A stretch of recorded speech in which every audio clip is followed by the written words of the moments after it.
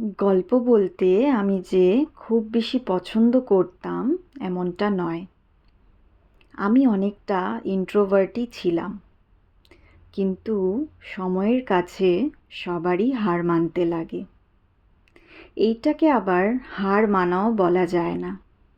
কেন কি সময়ের সাথে সাথে আপনার মধ্যে যে পরিবর্তনগুলো আসে সেটা নেহাত আপনার জীবনকে ভালো করতেই আসে। বলতে গেলে সময় আপনাকে শেপ করে।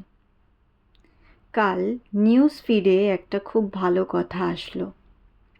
সেটা হচ্ছে নিজেকে কোনো কিছু থেকে বের করতে গেলে অথবা হিল করতে গেলে you have to forgive first. আবার ফরগিভ মানে এটাও নয় যে যে যা ভুল করেছে সব ভুলে যাবে। ফরগিভ মানে হচ্ছে টু অ্যাকসেপ্ট যে আপনার সাথে এতদিন পর্যন্ত যাই হয়েছে ভালো কিংবা খারাপ সবটাকে অ্যাকসেপ্ট করে নেওয়া।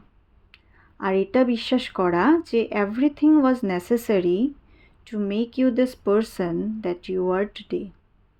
আর ঠিক সেই মুহূর্তেই I realized how true and necessary is each and every phase of our life. এই কথাগুলো পড়ে হয়তো আরও একটু খুলে জীবনের প্রত্যেকটা মুহূর্ত উপভোগ করতে পারবো। আজ দিন শেষে এই গল্পটা বলবো ভেবেই এসছিলাম। গল্প বলতে বলতে তুলে ধরলাম ঠিক এমনই কিছু মোমেন্টস। যাই হোক, আপনাদের সাথে গল্প আরও চলতে থাকবে।